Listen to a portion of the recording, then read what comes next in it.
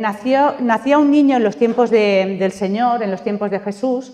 Los músicos de la zona iban y tocaban en la casa de los papás que había nacido el niño y le cantaban y le hacían canciones de bienvenida. Sin embargo, en el relato de Lucas nos dice que no fueron los músicos los que se acercaron allí, sino que los coros de huestes celestiales se asomaron a este mundo para dar la bienvenida al Señor. Muchos esperaban a un Mesías conquistador con un poder político sin igual, sobre todo para expulsar a los romanos de allí, que hiciera su aparición en el mundo de una manera ostentosa y notoria. Pero la verdad, la preciosa verdad del Evangelio es que tenemos a un Dios que sabe cómo vivimos, porque asumió nuestra vida desde el principio. Vino como uno más de nosotros a vivir esta vida. Nació como uno más de nosotros y eso es identificarse totalmente con nosotros. Nació y vivió y murió, nació, vivió y murió por y para nosotros. Por nosotros porque nos ama, como dice Juan 3,16, que tenemos el versículo allí fuera, porque de tal manera amó Dios al mundo que ha dado a su Hijo unigénito para que todo aquel que en él cree no se pierda y tenga vida eterna. Por eso. Y para nosotros, para darnos salvación, para darnos vida aquí, una nueva vida aquí, no solamente después de la muerte, sino una vida aquí y ahora y después por toda la eternidad, para todos los que creen en Él, para todos los que creen en Él. En segundo lugar, el Evangelio es para personas humildes, y veréis por qué.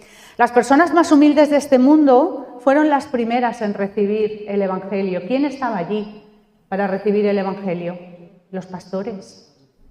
Creo que no habría, aparte de esclavos, no habría nadie más humilde allí para recibir el Evangelio. La buena noticia del nacimiento del Señor, para unos pastores al principio sencillos que estaban allí. Al principio del cristianismo, las personas más pudientes de la sociedad se reían de los cristianos, se reían, porque pensaban que era una religión para gente pobre, para gente humilde.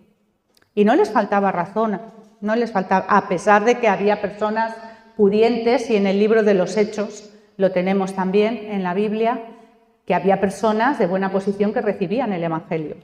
Pero sí es verdad, al principio del cristianismo las personas pudientes de la sociedad se reían de los cristianos. Decían que eran la religión de los pobres, para gente simple y sin educación.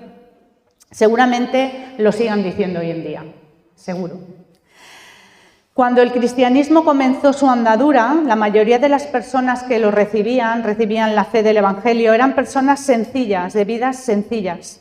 Eran en su mayoría esclavos, artesanos, eran pastores, eran agricultores, eran gente sencilla.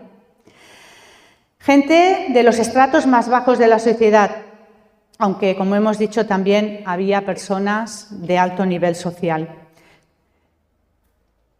El cristianismo convirtió a hombres y a mujeres que eran cosas, no es como ahora, no era un trabajo de obra en el que ahora somos obreros, recibimos un salario mayor o menor, nos puede parecer más o menos justo. Entonces eran cosas. Los esclavos eran simplemente cosas en manos de sus amos.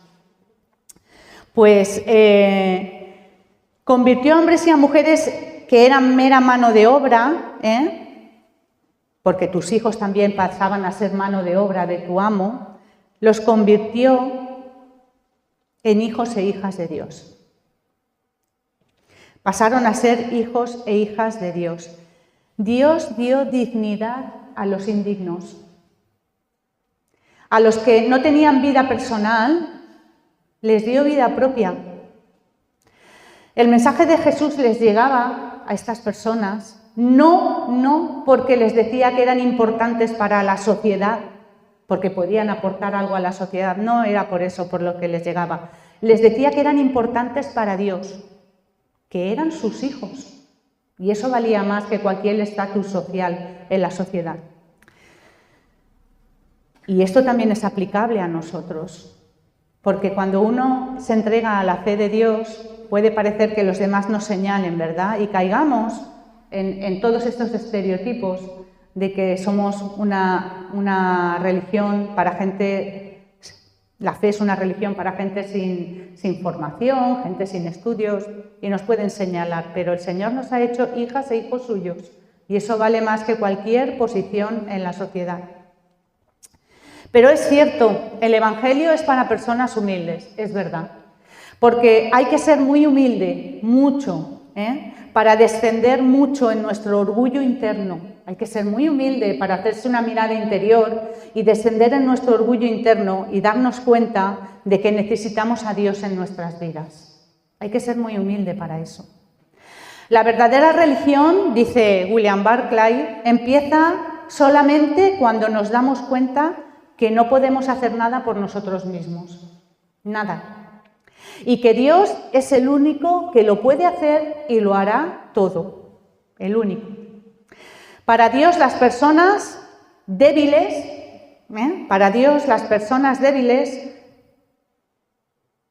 y que en su ignorancia, entre comillas, se humillan ante Él, son las personas más sabias y más fuertes del mundo. Esas son las personas fuertes para Dios. Las personas humildes que se humillan ante Él y reconocen que no pueden vivir una vida sin Él, o reconocen que todo lo que tienen es porque Dios se lo ha dado. Proverbios 1 dice, el principio de la sabiduría es el temor al Señor, no un temor de miedo, un temor de reverencia, un temor de reconocer su señorío, su autoridad y su poder. Ese es el temor del que habla la palabra de Dios. Es un hecho constatado que aquellas personas, que aquellas personas que creen que pueden enfrentar los embistes de la vida por sí solos, son las que sufren un naufragio. Nadie puede enfrentar los embistes de esta vida solo.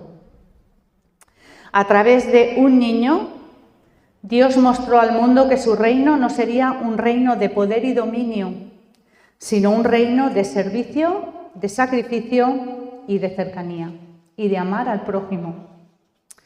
Y para finalizar, de gracia recibisteis, dice el Señor en su palabra, en Mateo 18, dad gracia, dad gracia. No nos ha costado nada lo que habéis recibido, dice el Señor, no os ha costado nada la salvación, no os ha costado nada la gracia de Dios, es gracia. No la merecíamos, pero aquí estamos, por su gracia. Así que dadlo de la misma manera. A eso se refiere el Señor cuando dice, de gracia recibisteis, dad gracia. La salvación de Dios nos ha sido dada de forma gratuita y no tenemos ningún derecho, ni privilegio, ni manera altiva de comportarnos, como sí lo hacían los fariseos, En los tiempos de Jesús, un rabino estaba obligado por ley a compartir sus enseñanzas, estaba obligado de forma gratuita, no podía cobrar por enseñar.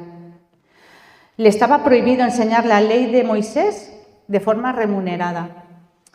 También es cierto que el pueblo, si sabía que era un hombre de Dios y un buen rabino, sabía que debía sustentarle en su vida personal. Eso es así también. Los fariseos habían corrompido la ley de Dios. La habían desvirtuado tanto, las buenas enseñanzas del Señor, que habían hecho de su palabra un mero código de leyes. Por eso al principio del vídeo, cuando le enseña el cordero, ¿no? Es verdad que necesitaban un cordero sin mancha, inmaculado para el sacrificio, pero las cosas se pueden decir de tantas maneras y se puede tratar a la gente de tantas maneras. Los fariseos habían hecho de la ley del Señor una corona para engrandecerse a veces, o a veces una azada para cavar zanjas y enterrar a la gente dentro, que es muy duro de decir, pero nosotros podemos caer también en esto, como hijos de Dios, como hijas e hijos de Dios. Cada uno que no estaba de acuerdo con las normas que ellos predicaban, le enterraban vivo. Por eso el Señor no cesa de instruirnos y darnos enseñanzas en los evangelios, siempre en sentido contrario a lo que los fariseos. Él decía, haced lo que hacen, pero no hagáis lo que ellos dicen. Fijaos hasta qué punto. Y la controversia que tuvo el Señor con los fariseos fue muy grande. Y el Señor murió como murió, porque vivió como vivió. Porque vivió como vivió. Todos nosotros corremos el peligro de convertirnos en fariseos. Es así, no se os olvide nunca. Todos llevamos un fariseo dentro, todos. Y desvirtuar la palabra de Dios para que diga lo que yo quiero que diga o haga lo que yo quiero que haga. No se nos olvide nunca, ¿de acuerdo? Siempre ciñámonos a lo que dice la palabra de Dios en la Biblia. El Evangelio no es un negocio. No es un negocio, aunque hoy en día tristemente podemos ver que algunos lo han convertido en negocio. No es un circo. Muchos van a las iglesias buscando una buena alabanza, un buen sonido, una buena agenda de actividades. La palabra de Dios no es un circo. Siempre la palabra de Dios es para beneficio de los demás, nunca para beneficio propio. Las personas son un fin en sí mismas, no un objetivo para escalar en la sociedad o en una iglesia, sino son un fin. El fin es llevarles el Evangelio y ayudarnos. Para concluir, hermanos y hermanas, todos los que estamos aquí esta mañana creo que sabemos lo que es la verdadera Navidad, ¿verdad? La verdadera Navidad es Cristo, su nacimiento, su venida a este mundo a buscarnos y a salvarnos, porque estamos perdidos sin Él. Aunque a veces pensemos que no, aunque haya personas que aún crean que no, estamos perdidos sin Él. Podemos comer, beber, poner árboles de luces preciosos, belenes, eso está muy bien, eso está muy bien. Pero si no somos conscientes de que la verdadera Navidad es Jesús, celebrar su nacimiento, la venida de Dios a este mundo, que Él es la luz que rompe las tinieblas de la vida de las personas, no estaremos celebrando más que una fiesta del consumismo. Del consumismo. Me gustaría concluir con esta frase que me encanta esta película. No he leído el libro, tengo que decirlo, pero me gustan mucho los cuentos de Charles Dickens.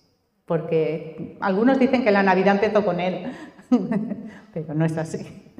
Pero en su libro Cuento de Navidad, el señor Scrooge, ¿no? Los que habéis oído, habéis leído, habéis visto la película, primero es un mensaje precioso de que todo el mundo puede cambiar, todo el mundo puede, mientras haya vida puede haber cambio. Pues me gustaría concluir con esta frase del señor Scrooge. Dice, honraré la Navidad en mi corazón.